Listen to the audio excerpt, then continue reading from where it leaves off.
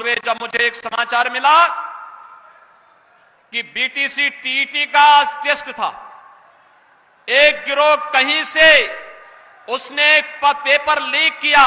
हमने कहा पूरे पेपर को अभी निरस्त करो, पूरे गिरोह को गिरफ्तार कर लो। लोगों ने ये शरारत की है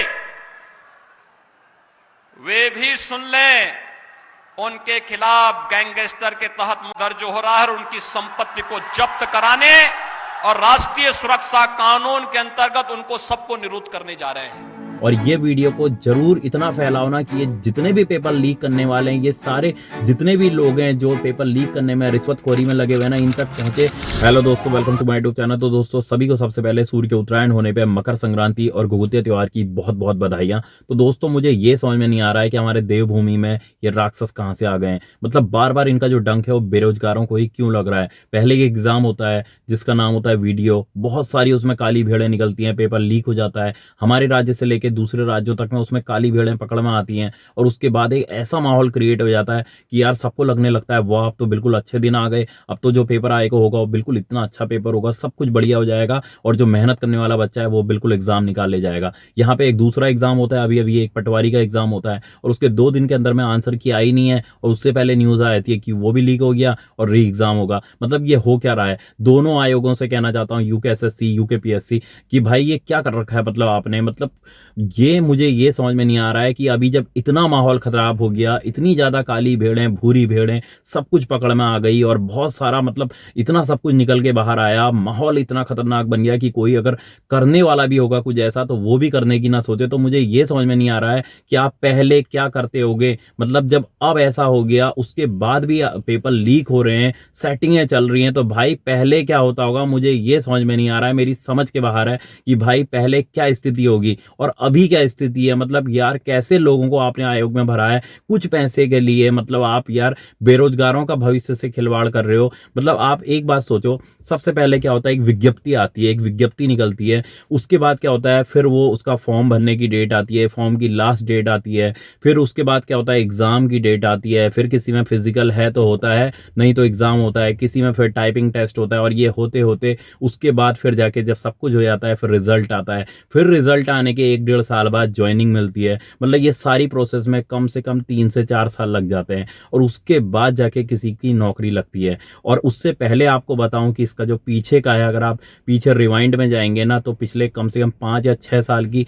मतलब इतनी मेहनत होती है, उसके बाद जाके वो एग्जाम निकलता है। हर किसी का तो ऐसा निकल नहीं पाता है और उसके बाद जाके 6 साल 7 साल की मेहनत, कईयों की 10-10 साल की मेहनत के बाद कोई एग्जाम निकलता है। और आप लोग क्या कर रहे हो, मतलब थोड़े से पैसों के लिए आप लोग किसी का मतलब यार पूरा क्या बोलूं, मेरे पास शब्द नहीं है, शर्मनाक है, बहुत शर्मनाक है, बिल्कुल शर्मनाक है। आपको शर्म आनी चाहिए, शर्म आनी चाहिए। मैं नहीं बोलना चाहता हूं लेकिन जो लोग ये पेपर लीक करते हैं, जो ऐसे काम करते हैं थोड़े पैसों के लिए, उन लोगों का मैं बोलना नहीं चाहता हूं। लेकिन यार अगर आपके बच्चों के साथ भी मैं कहता हूं ना भगवान ऐसा होगा तब तुम्हें अकल आएगी। अगर तुम्हारे बच्चों के साथ भी कल यही होगा तब तुम्हें अकल आएगी कि कैसा लगता है उस बेरोजगार को जो मेहनत कर रहा है, दिन रात अपना घर छोड़ के एक कमरा लेके रह रहा है और उसके बाद उसका जो पेपर देता है, पेपर अच्छा चले जाता है। कईयों का ये जो पटवारी का एग्जाम हुआ है 80 से ऊपर का हुआ है। मैं नहीं कहना चाहता हूं कि मैंने जो एग्जाम दिया था मेरे 80 आए 85 आए। मैं आज भी बोलता हूं कि मैंने एग्जाम ऐसे ही दिया था और एग्जाम मुझे नहीं पता कि मेरे कितने आए, क्योंकि मैंने उसके बाद मैं हमेशा मेरी आदत रही है कि मैं जो आंसर की आती है जब ऑफिशियल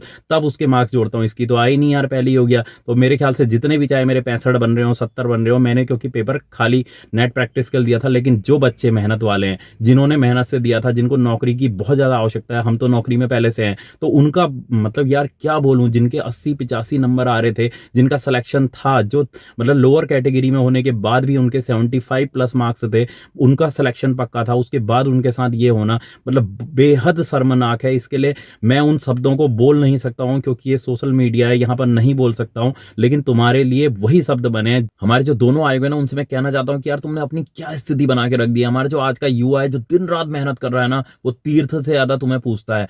हमारा जो युवा है वो सोचता है यार मैं कोई तीर्थ जाऊं ना जाऊं, लेकिन एक दिन भगवान मुझे आयोग के दर्शन जरूर कराना, जिससे कि मैं अपना डॉक्यूमेंट वेरिफिकेशन वहां पे कराऊंगा। तो भाई मुझे एक बार आयोग के दर्शन जरूर हो। हर जो भी पढ़ने वाला होता है उसका एक सपना जरूर होता है कि एक दिन मैं आयोग जरूर जाऊं अपना डॉक्यूमेंट वेरिफिकेशन के लिए, वहां से सिलेक्शन लेने के लिए। और उसके बाद तुमने ऐसे स्थान को क्या बना दिया है, पेपर लीक का अड्डा, रिश्वतखोरी का अड्डा, अनुभाग अधिकारी से लेकर सारे के अधिकारी, सारे कर्मचारी पकड़ में आ रहे हैं, नीचे से लेकर सबसे ऊपर का कर्मचारी पकड़ में आ रहा है। मतलब इतनी अच्छी सैलरियां हैं तुम्हारी, अच्छे से अच्छी सैलरी, अच्छे से अच्छे ग्रेड पे तुम लोग बैठे हुए हो, उसके बाद ऐसी हरकतें करना यार मुझे समझ में नहीं आता है। बेरोजगारों का हक मार के, और कभी यार तुम उनकी तरफ देखो, अगर तुम्हारे अंदर थोड़ी भी इंसानियत है ना तो उनकी तरफ देखो, वो लोग कैसे पढ़ाई कर रहे हैं। उनके घर वाले खेत में काम कर रहे हैं, पहाड़ों में काम कर रहे हैं, और बच्चों को हल्द्वानी या दूसरे शहरों में भेजा है पढ़ाई करने के लिए। कैसे उनकी ट्यूशन की फीस दे रहे हैं, कोचिंग की फीस दे रहे हैं, और उसके बाद वो बच्चे पढ़ाई करते हैं, रात दिन अपना किराया दे रहे हैं। कुछ लोग वहीं पर ट्यूशन भी पढ़ाते हैं और उसके बाद वो लोग पढ़ रहे हैं। और लास्ट में तुम क्या होता है, कैसे कैसे एक पेपर होता है और वो किस्मत से उस दिन उसके जो पढ़े हुए क्वेश्चन होते हैं वो आ जाते हैं और वो पेपर अच्छा चले जाता है, और उसके बाद दूसरे दिन पता चलता है कि भाई वो पेपर लीक हो गया। तो यार मतलब इससे ज्यादा शर्मनाक, इससे ज्यादा खिलवाड़ मैं सोच नहीं सकता हूँ कुछ हो सकता है। उत्तराखंड सरकार से मैं कहना चाहता हूँ कि भाई इसके लिए एक ही दंड होना चाहिए। पहले तो इनकी जो जितनी संपत्ति है ना सबको साला एक दिन के अंदर में गिराओ। जैसे पता चलता है ना कि इसने करा है तो उसकी संपत्ति जो है सब पे बुलडोजर चलाओ, यूपी की तरह बुलडोजर चलाओ। अभी अभी राजस्थान में हुआ है, सब कुछ खत्म करो इनका, तब इनको अकल आएगी। ये रोड पे आने चाहिए तब इनको पता चलेगा। और उसके बाद अगर इनको कोई सजा देनी है ना तो इनको एक ही सजा होनी चाहिए, केवल 15 मिनट के लिए। केवल 15 मिनट के लिए इनको, जो बेरोजगार हैं, जो मेहनत करने वाले हैं, जिन बच्चों का पेपर खराब हुआ है ना उनके बीच में लाके दे दो। इनकी सबसे बड़ी सजा वही होगी। फिर इनको पता चलेगा, एक बार इनको 15 मिनट के लिए, केवल 15 मिनट के लिए जो बेरोजगार बच्चे ना उनके बीच में लाके रख दो। फिर अपने आप इनको पता चल जाएगा कि क्या होता है लीक कराना, क्या होता है पैसे खाना, और क्या होती है रिश्वतखोरी, क्या होता है मेहनत से बच्चे जो पढ़ाई करते हैं उसके बाद जो उनको दुख होता है ना, ये जो उनका दिल टूटता है, उनकी सारी की सारी जो मेहनत है ना वो खराब हो जाती है और मतलब उनके पास कुछ नहीं बचता है। तो भाई एक बार 15 मिनट के लिए सरकार से कहना चाहता हूं कि इन जैसे रिश्वतखोरों को,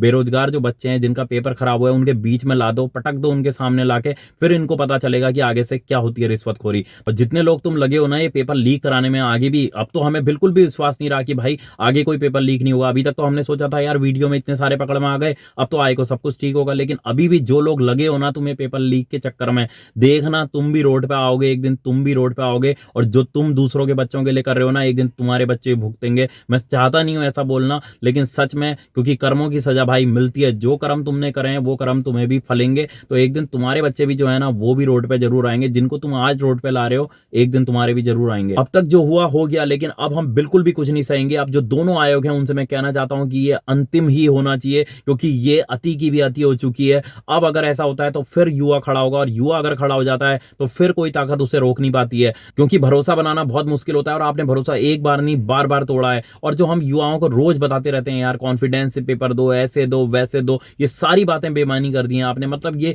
बकवास बना दिया इन सारी बातों को। क्या कॉन्फिडेंस से वो पेपर दें, क्या मेहनत करें, क्या अपना मतलब यार क्या मन लगाएं, जब पेपर देके उन्हें पता है कि ये पता नहीं है पहले तो कि पास होना फेल होना तो बात की बात है, उन्हें ये पता नहीं है कि भाई ये पेपर क्लियर होगा। रिजल्ट आने के बाद भी हो सकता है कि इसका पता चल जाए कि यार इसमें सेटिंग हुई थी। तो ये अंतिम होना चाहिए। तो चाहे यूके एसएससी है, चाहे यूके पीएससी है, चाहे ये काली भेड़े हैं, इन सबसे मेरी हाथ जोड़ के विनती है कि भाई युवाओं का हक मत मारो। युवाओं का हक मार के तुम्हारा कुछ भला नहीं होगा यार। मतलब बद्दुआ तुम्हें ऐसी लगेगी, आज नहीं तो तुम्हारी पुश्तें तक भुगतेंगी। तो ऐसी काम मत करो, अच्छे रास्ता पकड़ो। अगर आपको लगता है कि यार आप कम पैसे आपके पास आ रहे हैं तो भाई कम पैसों में भी आप अच्छा जीवन जी सकते हो, गलत काम करने से अच्छा है। और अगर आपको लगता है कि आप पेपर नहीं निकाल पा रहे हो तो पैसे दे के निकाल लूं, तो इससे बढ़िया यार मेहनत कर लो, जरूर निकालोगे। और जितने मेरे साथी यहाँ पे देख रहे हैं वीडियो को, जिनको यार उनका कॉन्फिडेंस बहुत ज्यादा गिर गया है, वैसे अब मतलब मैं क्या बोलूं, हम तो फालतू बोलते रहते हैं कि भाई कॉन्फिडेंस से दो, इससे दो, उससे दो, लेकिन यहाँ पे क्या हो जा रहा है, पेपर आंसर की आने से पहले यहाँ अलग न्यूज आ जा रही है।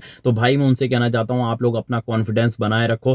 कोई बात नहीं, पेपर लीक हुआ है, जो भी ये सब चलते रहता है, लेकिन आगे को आप मेहनत करते रहोगे तो कोई बात नहीं। आपको लगता है ना कि उस दिन मेरा अच्छा दिन था, उस दिन मेरे 85 थे, आगे को हो सकता है अच्छा दिन ना हो आपका। अब कैसे होगा, हर दिन एक समान नहीं होता है, लेकिन आप अगर मेहनत करोगे ना तो उस दिन भी आपके अच्छे नंबर आएंगे। कोई दिक्कत की बात नहीं है, आप फुल मेहनत से जाना, आगे को फिर से उठो। अभी पेपर होने वाला है, इसका 12 फरवरी को होगा, और आगे अभी आपका फॉरेस्ट गार्ड का पेपर है। तो सारे उनमें आप अपना इन फालतू चीजों में ध्यान मत दो। बस आप फुल मेहनत अपनी करो, अच्छे से पेपर दो, पेपर जरूर निकलेगा। ऐसा नहीं होता है दिन किसी का आपका चलते रहता है, लेकिन आपका जो कॉन्फिडेंस है, आपका जो मेहनत है ना, वो मेहनत हर दिन काम आएगी। तो आपका पेपर पूरी पूरी मेहनत से दो, पेपर जरूर निकलेगा। और ये वीडियो को जरूर इतना फैलाओ ना कि ये जितने भी पेपर लीक करने वाले हैं, ये सारे जितने भी लोग हैं जो पेपर लीक करने में रिश्वतखोरी में लगे हुए ना, इन तक पहुंचे और इन तक ये बात पहुंचे। तो मिलेंगे दोस्तों नेक्स्ट वीडियो के साथ, तब तक जय उत्तराखंड, जय भारत।